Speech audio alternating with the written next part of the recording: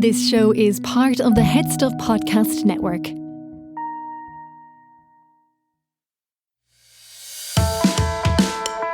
Hi, I'm Gearoid. And I'm Niamh Kavanagh. And you're listening to Agony Rants.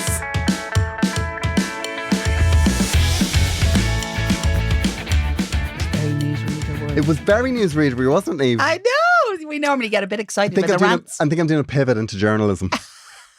I thought I'd do like a plummy voice there.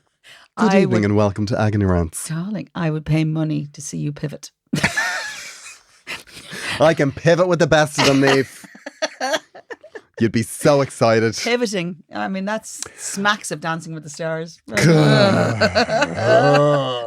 How have you been, my love? I've been amazing. And actually, do you know what's really funny? A funny thing happened to me the other day, right?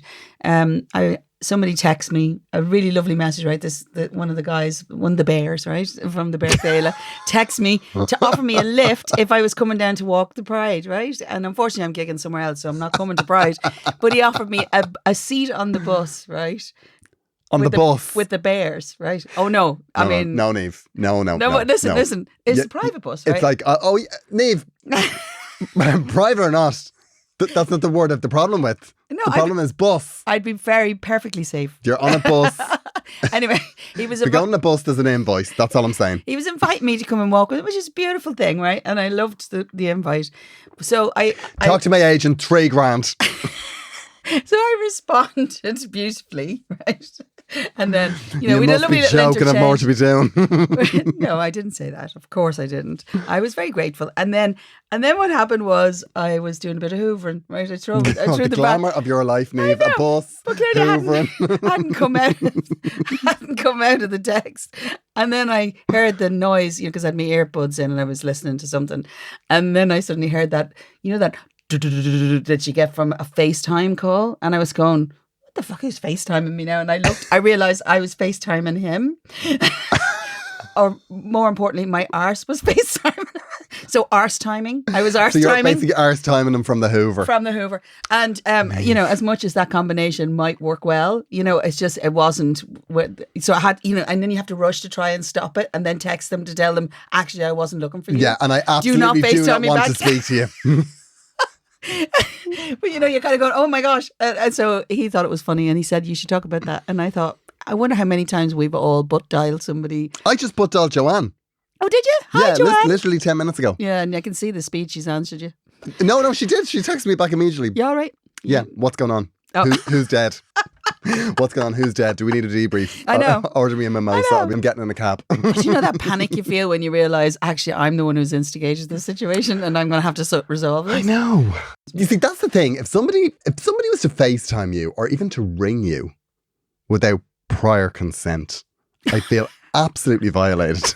Like if somebody rings me without like a text that's like, can I give you a call? Oh. I'm just like, how dare you?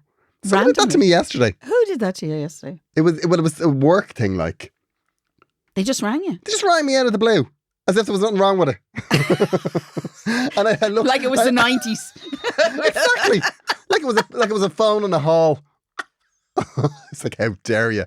And I looked back to see the last time they got in touch with me. 2012. Oh, okay. 11 years ago. And they felt secure in the knowledge that you'd take the call. I'll give them a call. Yeah, I'll give them a call and ask for a favour. And did you? Yeah. Yeah, but to be fair, that's the nature of our work. Sometimes there's a long period between calls. How dare you contact me? But yes, I absolutely will do that. Thank you very much for the opportunity. The other thing that's happened to me, I've realised that I am essentially an administration disaster at the moment. Why would I? Oh, because the way I'm like, I'm on the wind down.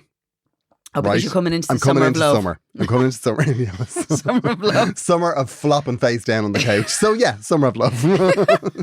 So I think I'm burnt out. No, I think I am. Because what's happening is I find myself getting really emotional over things that I really shouldn't be emotional about. Right. Like this morning I got an ESB bill that was an estimate. Oh. And I thought I'm going to have to read the meter. And I swear to God, it sent me into a cyclone of trauma. Like, I can't believe I have to read the meter. I can't believe it. And then I was like, I don't even remember the code for the room where the meters are. And my boyfriend was just like, you need to get this together because this is not attractive. Not to mention, he's looking into the maw of the fact that you're going to be around him a lot now for the next few weeks. He's like, you should book more gigs. You should definitely book more gigs. This is like when my husband suddenly takes a couple of weeks off and it's like, you shouldn't be here. Yeah, at get this out. moment, you're not supposed to be here till after tea. I know. It's really weird. Like, I'm really tired and I've been doing stupid things. Like, one of the things I did recently, right? I did a support for Jonathan Van Ness. I know. When I Right? saw that, I was like, I can't believe you didn't tell me because I love him. Right? I love Queer Eye. Have you ever watched it? I've never watched it, Niamh. Honestly, I'll tell you what happened. I got an email. I'm not proud of this. I'm not proud. I'm not proud of this, right? Oh my God. I got an email that was like, do you want to do a support to open for Jonathan Van Ness in Belfast? Oh. I was like, absolutely not. I've never heard of 8 him. miles away from me. Yeah, 8 miles away from you. Right, okay. Yes. So I read the email. I said, absolutely not. I've never heard of him. And then my agent was like, no, I think you should do this because like he's actually very famous. He's been on Like, Queer Eye. And I massively. was like, all right, okay, fair So enough. what is that? Fine. So like, grand. Fine. Book it in. So Uh-huh. I said I'd do it, right? But what I didn't realise had happened is one of my friends is Damo Clark, the comedian, right? And he has had a TV show commissioned for Virgin Media. And it's a stand-up show. Oh, fab. So he rang me and said, Will you do this stand-up show for TV3? Now, or for Virgin. That you I were, completely forgot. you had to be in Belfast. Put it in the diary. Oh, which one did you forget to put in the diary? I forgot to put the TV thing Okay. in the diary, right? By Which came far first? the most important one. Okay, right? so yeah, I But understand. then the Belfast show, they did an announcement that I was supporting Jonathan Van Ness up in Belfast. And I was like, that's great. And then I went, that date's really familiar. Why? I hate that. Why is that familiar? That freaks And then I me realised out. that it was the day the TV show was being recorded, right? So I was in a panic. So I had to ring Damien Clark, who was very nice about it. And what I had to do was I had to go in at 2:00 and record my walk on the stage, walk off the stage, getting ready, backstage bits. And then I had to go to Belfast to do the show with Jonathan Van Ness. Mhm. And then I had to come back to Dublin to film the actual stand-up bit. But I had to be back in Dublin before they let the studio audience go. Niamh, it was so stressful. It's very stressful. And then when I got up there, Jonathan Van Ness was like, oh, it's lovely to meet you. So what I wanted you to do at the end of the show, I wanted you to come out and bow with me. And I was like, absolutely not. I'm walking off the stage and getting into my car. And he's like, oh, but it'd be I was like, I can't do it. I'm so sorry. And look, But he was lovely. He was no, so nice. I'm sure he understood. And his boyfriend was lovely. Yeah, he was. Yeah. Yeah, I know. I've watched Queer Eye not from the get go. My sister put me on to Queer Eye, right? It's on Netflix and all that, right? But it's amazing. I love it. I love the 5 of them. They are hilarious. Yeah, but they're Jonathan brilliant. Van Ness is all about positivity. He's very positive. He's very positive, very fun, but he came from a very different space, So actually, I just really love the whole concept. And sometimes it's a hot mess they go into, and you think this is definitely not going to work. You should see them. I was very nervous about the way I was dressed going up there because I thought I don't want to be like a project for him. Oh no, you wouldn't. I don't want to walk into his dressing room at 10 to 8 and go, I need to fix this. No, he's all about the grooming. The grooming, He does grooming. You should have Okay. you could have got a lovely hair. a blow dry. Mm-hmm. Lovely. And not just a blow dry. He changes lives with his transformations. You should see it. Honestly, you have to watch. Well, I wore a Zara jacket that cost me €39. Amazing. And he thought I looked very well. Yeah, he does. He's very positive. No. Niamh! He could have been highly critical, but he still would have said I looked well. Yes, he would, because he's very positive. But it was we had a very nice time. He's honest too. Yeah, he is. Okay, does that make you feel better? Yeah. Wow, he's very touchy. I'm very touchy at the moment, Niamh. Do you need me to come I down? feel like I'm a coiled spring. I should come down and mind you for a couple of weeks. I feel like you need a mammy for a bit. I think I just need to be sedated in an hour alone. It's just like left in there, like I feel like I need to recharge. I totally would love that. Because I'm doing these are my last 2, like today and tomorrow, my last 2 shows with Oh Joanne. my gosh. You feeling a bit sad? I'm a bit sad. Yeah. But I need a break. I do need a break. Well, you need to be doing Like, other things, which yeah. you are, clearly. Yeah. Attention, Agony Rants listeners, I'm on tour. I'm off at the moment. You're never on tour. I'm off for the summer. No, you're not. I'm sort of off. But I don't do big shows. No big shows. Very excited about that. But I'm back doing big shows from September, and I will be all around the country in the places that I haven't been already. Okay. Well, that's clear. Yeah, so I'm doing like Thurles and Limerick again. Well, more importantly, where can we get all the information? Gearoidfarrelly.com. And where can we buy the tickets? On Gearoidfarrelly.com, but also through a link in my Instagram bio. And they're the ones that have stuff available because some of them are sold out. Oh, okay. You said that very blasé.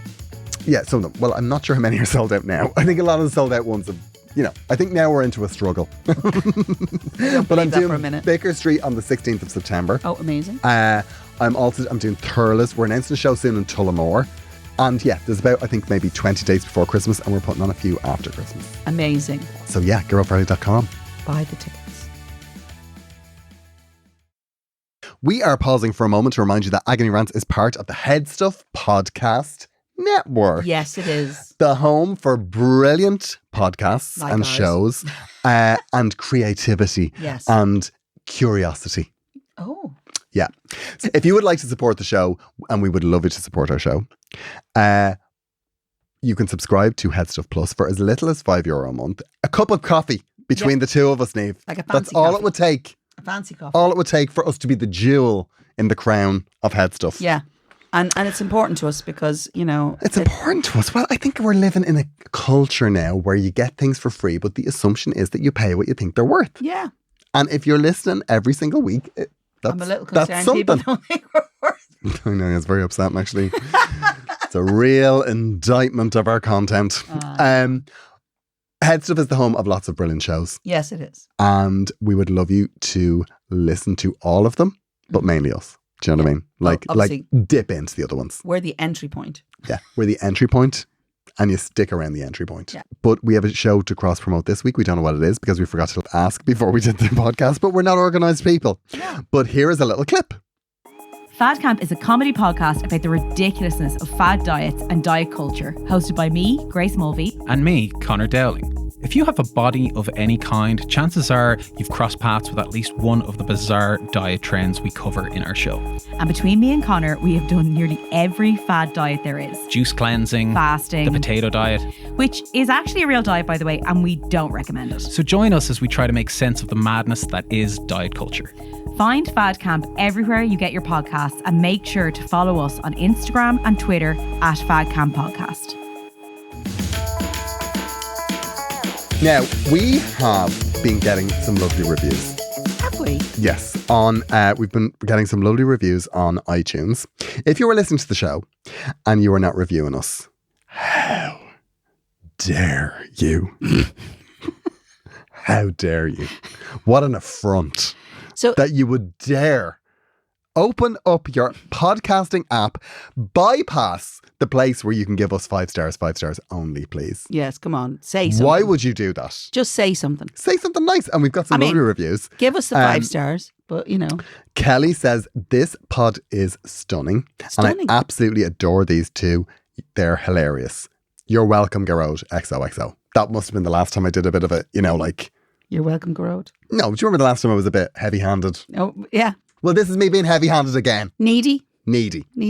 Desperate. Kira says, I only started listening 4 days ago. I'm obsessed. I've gone back to the beginning and I'm quickly catching up. Amazing. Luke Donegan says, love this podcast. It brightens up every Monday morning. Love it. Although he did say the title of his review is quite aggressive. Which there's a man who understands exactly what this podcast is all about. On one side, anyway. That's the man that listens. So that's a real review. So they're nice reviews. So they're our latest reviews. So if you are listening, and we'd love you to give us a lovely review. Yes, please. Niamh, we have a follow-up. Okay. Hello. Sorry for harking back to past times, but I'm playing catch-up as I only discovered your man and the National Treasures podcast while sunning myself in Greece recently. Opening with a boast. We love it. So I've just listened to the pegging out washing episode. Oh my God. Jesus Christ. Tell me this is a good thing. I can totally understand Niamh's delight in getting 4 washings out and back in on the one day. Amazing. However, not to be competitive, but I once during lockdown managed not 4 but 5 big loads, all hung out, dried, brought back in, ironed and put away before bedtime. That screams no life. And all of this, it does. It no, but does. I personally, I need to meet you. You and me, we're going to be friends. Well, you guys, you should meet up. I won't come. And all of this in Scotland, where we are not known for having a full day of sun, even in the height of summer. Amazing. I went to sleep that night feeling as though I'd won Wimbledon. I mean, yes, that's a real middle finger to Wimbledon. Feel as though I'd won Wimbledon, sorted world peace and received a sainthood. I completely understand that is correct. I mean, you were only one step away from it, let's be honest. Perhaps there's a new reality talent show in there somewhere. There absolutely isn't. I don't mean to burst bubbles. Where we appear in people's back gardens with a portable buzzer and judge the state of their pegging out. It could become a global rival for Eurovision. Hope you are both well and dandy, David. P.S. in an email, which is the most ridiculous thing. But anyway. Stop. You can just move your cursor back up, David. P.S. I saw your man outside my flat when he was appearing in Glasgow lately. He looked as though he was wanting for a good wash. How dare you? But you did say it was warm. It was very warm, I have to say. It was absolutely boiling. Is it as warm as this room is at the moment? It's yeah, I know. I actually feel like I'm gonna go to sleep. And I wouldn't mind, but I'm wearing like a dress, like, and honestly, I feel like everything inside me is like just going. And Niamh, you're dressed for the one show. The one show. Well, you've got that summer dress tea time vibe. Can you believe I've actually made you talk about laundry? It's amazing. I know, it's very boring. It's amazing. It's See, very David, he does care. He does care. His little. It's not that I don't care. It's because you don't have a line. As soon as you get a line, you'll understand. You don't have a line, Gearoid. You can't make that conversation until you've seen a line full of clothing blowing in the breeze. I just think that if I did do that and I got really excited about it, I think it would be a really sad day. Okay. I just think I'd be really depressed. All I go, is this where we are, Gearoid? You know? It's like I bought a tomato plant. And I've been watering the tomato plant and I've been feeding the tomato plant and it hangs out my curtain rail in the sitting room and now there's tomatoes on it. And every day I'm checking to see if the tomatoes are redder and redder. You're very invested. And I'm very invested, but I'm like, I hate this. I absolutely hate this. I am not a tomato grower person. Tomato plant and throw it off the balcony. But that's not, that's a good thing. And every day, one or the other of us waters that plant. And this is the thing that's annoying me as well about my boyfriend. I have about 30 plants. Okay. And he will water that tomato plant. He will step over the corpses of the other plants to water that bloody tomato plant. All because we had this idea, can we grow tomatoes in an apartment? Well, we can. Experiment over. Yeah, we and can. all of this. But everybody else has to for die. 4 cherry tomatoes. But they'll be the sweetest tomatoes you ever eat. Niamh. We have a problem. We have a problem indeed. Hey, Gearoid and Mary. Who's Mary? I don't know. Who's Mary? But this? Mary. Mary. That, I don't know. They must think you're Mary Hopkin or I don't know. Oh, you really picked an old person there. Thank you. There's a lot of Marys you could have gone to there. Oh, go on. Is there another European? I'm sure you didn't go Mary Magdalene.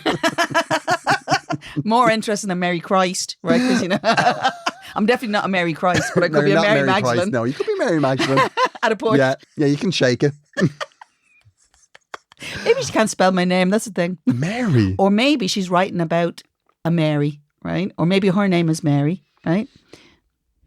Let's get through the problem Mary and see is where Mary. That's a wild opener, Well, right? it is possible she was thinking about Mary when she did this. Well, for the love of God, reread. Like, if you were sending us in a problem and you don't reread it, just think that poor bastard that has to read this. I'll give him 2 commas. Like, anyway. Dear Gearoid and Mary, which is an absolute middle finger to Niamh, national treasure. Eurovision winner once, Eurovision I'm not as representative offended as twice. Gearoid. Hope you're both doing well. Love the podcast. So Not so much much. that you'd learn the names of the hosts, but we'll move on. Just looking for advice on a friend.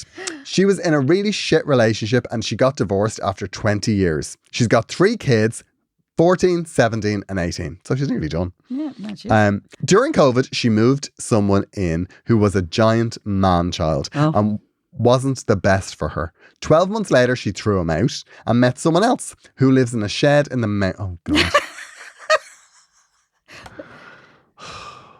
God almighty. Come on, Who girl. lives in a shed in the mountains. He treated her nicely. Why wouldn't he live in a shed? But really just fits her around his lifestyle. He lives in a shed. What's the lifestyle? No. Oh my God, if I had somebody in my life, I wouldn't have all this. I'd have to share all of this. My corrugated iron roof. He treats her nicely, but he just fits her around his lifestyle. Her values and his aren't aligned because she likes to live indoors. Yes. She was going away. He was to drop her to the airport and he decided he didn't want to get up early. Oh, did he not? So he dropped her to sleep in the airport the night before. You know what? That's on her. That's on her. I'm sorry. Like, if you agree to that. He dropped her to the night before. Yeah, instead of bringing it in the morning, I'm going to drop you the night before and you can sit in a chair for the whole night. Surely though she had alternatives. What the fuck is wrong with that? She absolutely had alternatives. Yeah, that's a life choice by Absolutely, her. yes. Yeah. When she had asked him to call into the house. When she Must be back. she got back, she had asked him to call into the house just to check all was okay. And he texted her to say he couldn't be bothered. She said she was disappointed and he went off the edge and finished it with her via text. No loss. She was delighted and said, fine, bye. Yeah, she agreed to sit in an airport all night. Are these people?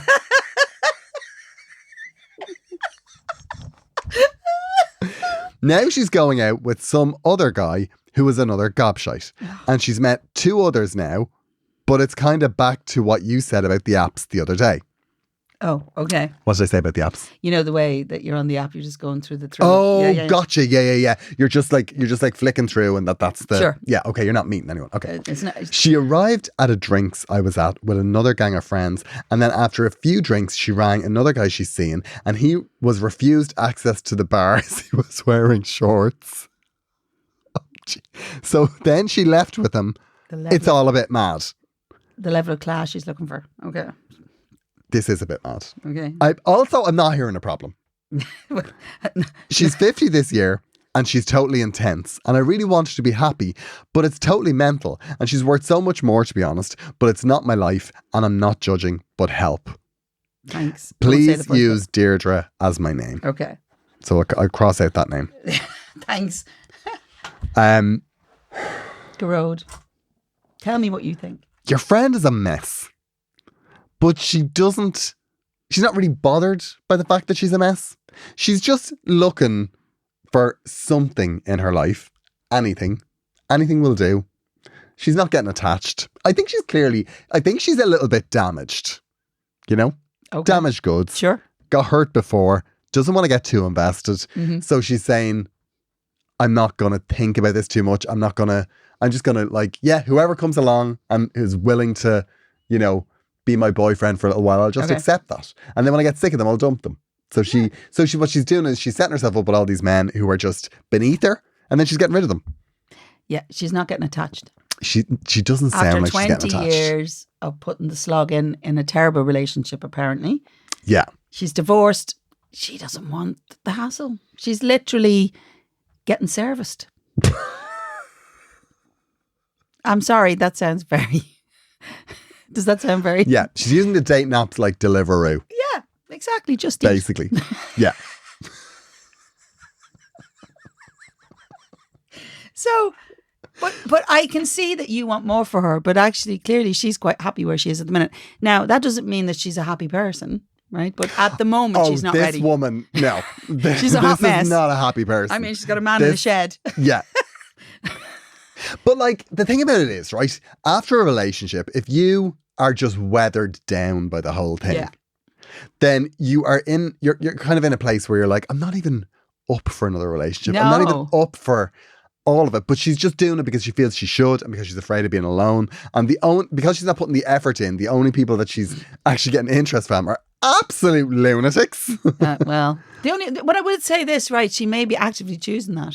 Even though she might appear, there might be more steady options around her. But the thing is, she doesn't want it yet. She's not ready. No. So you're not going to be able to push her in there, Deirdre. No offense to you. But what she's doing is, and this is the bit that you have to take a bit of solace from. Yeah.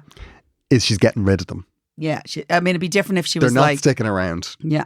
Like if she hasn't sat down with you and said, maybe I should live in a shed. That's when you get concerned. If he wants to live in a shed, he can by all means live in a shed. I'm going to a caravan for a wee while. Is that okay? I know, Niamh. I won't live there have a forever. problem with this. It's not quite a shed.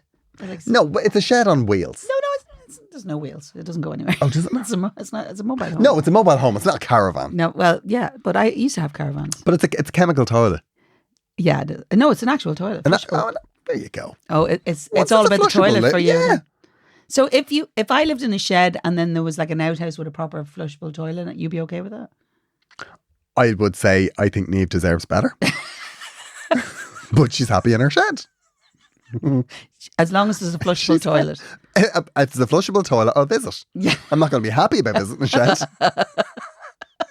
But if I can have my private moment with a real life flush, I'll be... You're not even worried about me going to the toilet. It's really just you, isn't it? To be honest, I know friends know people over the years who are a hot mess and you think you're going to be able to solve it. But the truth is, people who choose every day to be like that, you can't stop them doing that, because even if you went in and solved all the problems, they will still choose to be a hot mess wherever they are. You know, I mean, I think she's not ready to resolve her issues, whatever's going on there. Do you not think so? I think, this is what I think. I think that I get the impression you need to look at the little things that are happening. Like, I mean, when she says to you, oh, he wouldn't drop me to the airport, so he dropped me the night before. And she went, which is the thing that gets me. Like that. How far away did she live from the airport? Insane. Like, I'd be curious to know, like, what was your reaction to that, Deirdre? Yeah. Because, like, and I get it, that if you like someone, you don't want them living a way that you wouldn't like to live. Yes, and also, if she says to you, oh God, so I had to go the night before because you didn't want to get up. It depends on the way that's presented to you. Yeah. You know, if she's laughing about it, your inclination could be to laugh about it as well. But that's also the moment when you go, come on. No, there's something wrong with that. Like, sometimes what can happen is, right, if you're in a relationship for a really, really long time and you have a friend who was like in and out of relationships, you start to view their relationship with the same regard that you have for your own, which is that this is something that has gone on and endured for like 20 years or whatever. Yeah. So you kind of treat their partners the way you should treat yours. Yeah.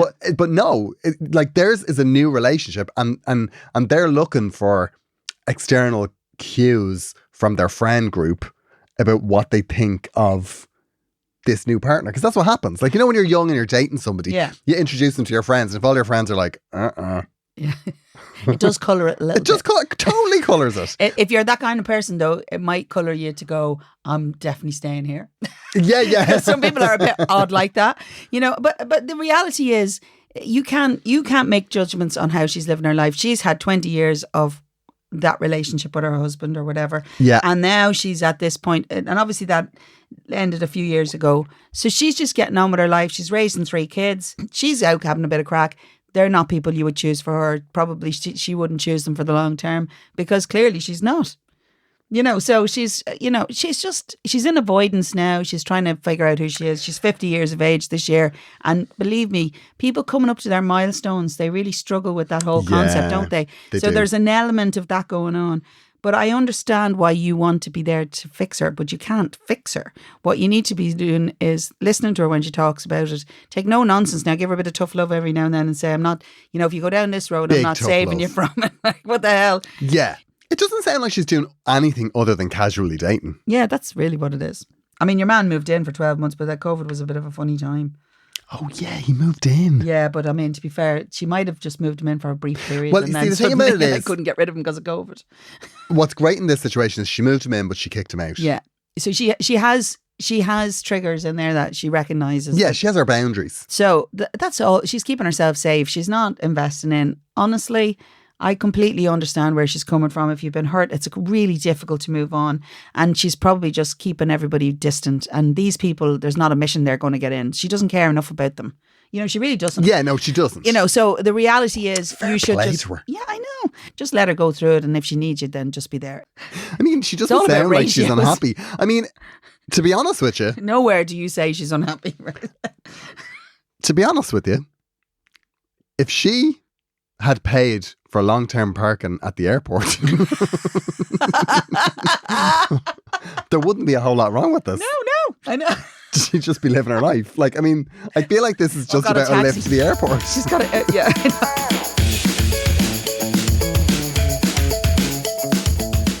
Okay, this is our second problem. Dear Niamh and Gearoid, loving the podcast. I go for a long walk every Monday night and listen. My neighbours must think I'm crazy because I'm regularly to be seen laughing out loud on my own. I even started tying up my hair so people can see my headphones. I work in a very stressful job. It took me a long time to qualify, and my husband and I do the same work. Oh. Uh-oh. When our kids came along, I thought I would be happy to give up work for a while, but I found that I really wasn't. That's understandable. Well, Kids are yeah, shit. I know. I think most people do that. I needed to get back to it, and I did after our second baby was born. But I did 2.5 years at home. When I went back to work, my mother-in-law looked after the kids, and she was really amazing. We really couldn't have asked for better. They are 3 and 4 now. A year ago, my mother-in-law took sick, so got them into a local creche. It's actually fine, they like it, but I accept it's not the same as a parent or a grandparent looking after them. I feel very guilty about that. Oh, I can see where this is going. Okay. Yeah, I know, I understand this. I have gone to a 4-day week for a while until they are both in school, and I also will be able to take term time, so I will be with them for the holidays. They seem happy, and we are happy. The problem is my mother-in-law. And she has There's a recovered. sentence we've never heard before. She has recovered and is furious she isn't looking after them anymore. She has a go at me every time I see her and says the creche isn't up to scratch. She's collected them at the odd time and that I need to put my children first. I feel that I am. We have to earn money so they can live in a nice house. Financially, it was very difficult as I earn more than my husband. Another little moment of niggle there. I really want to talk to her about it because I feel like shit every time she has a go at me because I know on some level I believe that she is saying is right. It upsets me a lot. She's not usually the one for the "it was better in my day" soapbox stuff, but she is really digging her heels in on this. My husband thinks we should let them go back to her, but I have concerns because I think she is still fragile from illness and I don't want to have to disrupt them again. Love to know your thoughts, Mairead. I have so many thoughts, Mairead. I don't even know where to begin. There are several issues going on here. You mentioned guilt a few times. Mairead, you have worked long and hard to be who you are and what you're doing. You clearly enjoy your job or clearly enjoy having some space away from your children. Guilt is applied to women all the time about leaving their children behind and not attending. I guarantee you your children will benefit from you doing that because when you're with your kids, you're clearly with your kids. You're going to take term time. You're going to into 4 days a week. Seriously, Mairead, you are doing all you need to be doing. And your kids will be fine in the creche. They're probably having a great time. The guilt thing is so important to deal with. I mean, honestly, I really feel very strongly about this because I went down, I adjusted my work schedule so that I was home for my kids. But I still worked the whole time because actually that's who I am. Yeah. And I think one of the best gifts you can give your kids is the idea that they can actually be human beings when they have their kids. Yeah. Right? You know, because actually they don't die in the making that. You never knowingly leave them with, bad people. No. So the thing is, they should be able to exist in a world where you are not. So as long as you're completely with them when you're with them and you're not away all the time, the thing is, there's no reason why you shouldn't be doing things at other times. They're not, very small and not able to do anything. The thing is you should be having a life elsewhere, whether it's through your work or just social life or whatever. It's really super important. I get browned off with everybody saying you have to spend every waking moment attending to the needs of the child. I think, so put that one aside. Stop feeling guilty about that. You worked hard to get what you want to do. There's no question. Is your husband going to stop work? Probably not. It'd probably, you know. Well, he doesn't earn as much. Yeah, so he's more likely the better person to be staying home. If that's what you feel is the issue. But I don't think it is. I think the problem is the mother-in-law. The mother-in-law, yeah. You feel that's the problem? I think she's the problem because I think you're always going to feel guilty no matter what, no matter where your kids are. Even if you are sitting at home and they are in school and something happens in school, you'll feel guilty even though you're at home making the best life for them. Like you will always feel guilty. Like when they're not with you and, you know, it's attachment. Like you're naturally attached to your children. No, you want the best for them. There's no doubt about it. And you want to know that they're safe and looked after. But the reality is you can't be with them 24/7. No, not at all. You know. And the problem is, right, there's two things going on. One is your mother-in-law got sick. Yeah. So your mother-in-law, her life has changed because she's realised, she's at that point in her life where she's realised, okay, I'm actually fallible. There are things I can't do. I'm getting older. There's an element of fear there. Yeah, I've had a bit of a challenge. Sure. And she is it's easier for her to blame you. Yeah. Than to feel that she's not able to do this anymore. And she's angry because of what happened to her. She's angry that she's, you know, probably clearly not able to do the things she was able to do. And her life is, and even if she is technically back to where she was and she wants to do it, the reality is there's been changes in her life. You know, isn't it? There has been changes in her life, but as well as that, she's. You make a really good point. Your kids have been disrupted, and you've got them settled into a new routine, and you don't want to move them back to their granny, and then have to maybe move them again. You know, if she gets sick again, or whatever. if she's just not able. And I think that it's wrong that she is making you feel guilty about something that's tough anyway. And I think you have to. I know you may feel very protective of her because she's your well. Yeah, let's finish that sentence for the sake of it. Come on, I know you may feel protective of her because she's your mother-in-law. There, let's all say that without breaking our shite laughing. But you may feel that you can't be tough with her, but you do have to go, you know, Elaine, or whatever her name is, no, I'm making the decisions for my children. Right. And that's where it ends. No, it does. And actually, it does end there. Here's the other thing. Your husband thinks we should let them go back to her. Why does he think that? Does he give you a valid reason for it? And I think you need to have a very frank conversation with him. The other thing I'm going to say to you about the mother-in-law. He thinks that if they go back to his mother-in-law, or to his mother, that she'll feel much better. Yeah, but which is not necessarily the case. He's not looking at the long game here. I think realistically what you should be doing is changing tack here a little bit, right? And it takes a little shift on your behalf, right? And I think if you think about it, it's a very clever way of dealing with this. You should be having a conversation with your mother-in-law and encouraging her to find other ways to spend her time and maybe help her do that. And that means, you know, give her some time with the kids so you show her that you trust her. Give with her them. a little routine with them. Yeah. So in other words, give her specific things to be doing. Be honest with her and tell her how she's making you feel. Tell her to go out the back with a shovel and dig a 6-foot hole.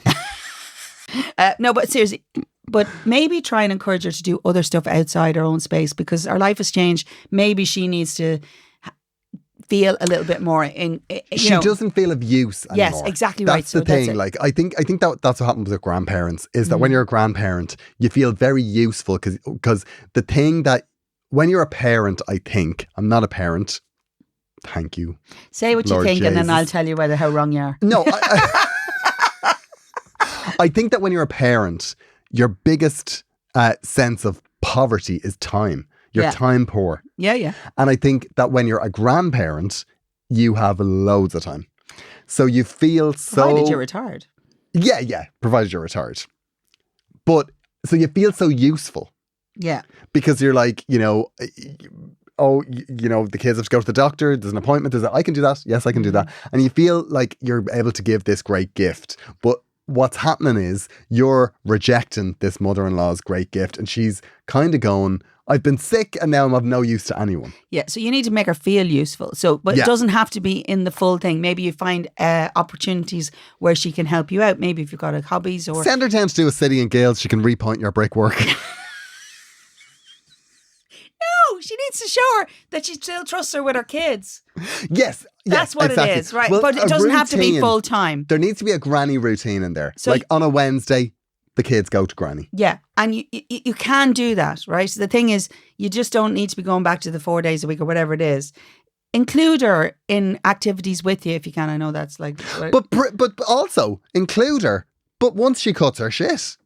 Because if you're seeing her once a week, you don't want like a battering about the choices you're making for your kids every time you see her. No, you don't. And actually, you know, in some ways, I'm not above like having that direct conversation, as you know, about things. Absolutely. But the other thing, I think you need to have a little word with your husband, the other half of the equation here, who is trying to, you know, you're saying he wants to make his mum feel useful. You're being very generous there.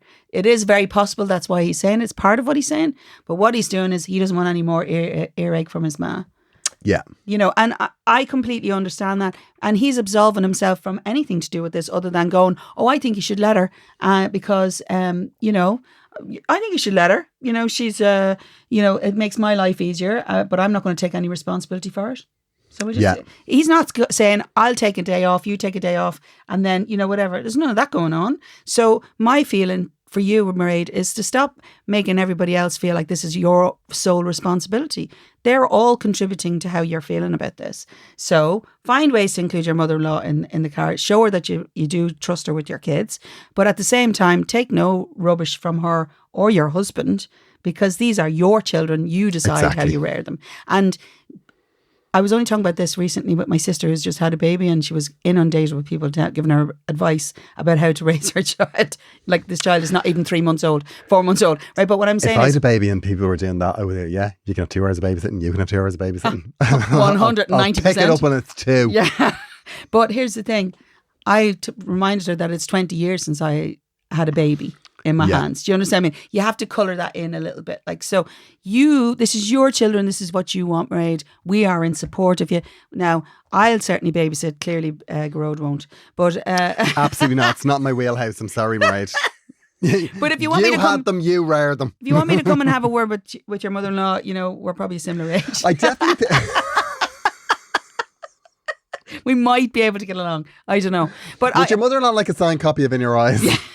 No, but I get it. It's a very thorny subject because this is your mother-in-law, your husband's mother. I think it's very hard to go, I can no longer do that now. Yeah. Because I'm too old.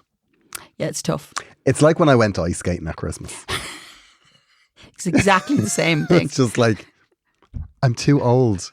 I'm too old to be falling like a drunk bear across the ice.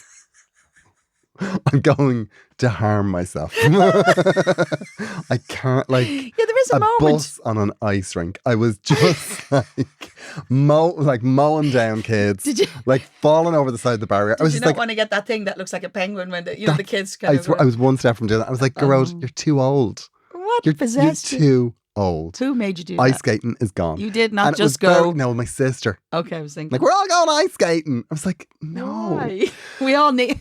We're all too... But at the same time, I was very sad to go, like, I like the days of ice skating are... Well, no, I mean, I'm using the term ice skating loosely. The days of being on an ice rink in ice skates are gone. No, I get it. It's really hard. It's really hard for your mum-in-law because she is probably feeling her illness or things. There's probably things that she needs to deal with there. I think it's everybody's responsibility to understand that you need to be able to fill your own time. Right? Exactly. And so in a weird way, she needs to rediscover that, and maybe you can help her with that. But I think also at the root of it, as I said before, is she also probably needs to feel that you do trust her with your kids. Have you left them on their own with her? You know what I mean? Like, yeah, that's true. That is true. Find opportunities to do that without making it a regular thing, and leave them in the creche, because you're completely right. They're fine there. You also have to get across, like, this is not what this is bluntly what you have to get across. Yeah. What you have to get across is you are still of use to us. You are still valuable to us. We still trust you, but not when you're being a bitch. Yeah, don't be nasty to me. Don't be questioning the choices that I find it difficult to make. Yeah. Anyway, that's no help. Especially because you're only here because I let you. Exactly. Exactly. You have to kind of give that just vibe remember, off. if you without actually saying it. Yeah. You got to get a bit badass here, Mairead. Badass. You're picking her home. Because her son certainly won't be. Yeah, exactly. Just going to be very 'cause clear about that. That's a man that seems to absolve himself of any responsibility. So you're picking her home. You'll be the one saying, switch her off.